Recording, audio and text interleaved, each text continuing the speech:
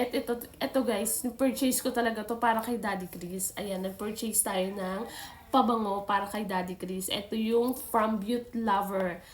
Yung kanilang Cypress and Grapevine Cologne Intense. Ang bango niya talaga guys, promise. Hindi ako nagjo-joke. Kasi ako guys, isang tao na mahilig din sa pabango. Ayoko ng pabangong matapang.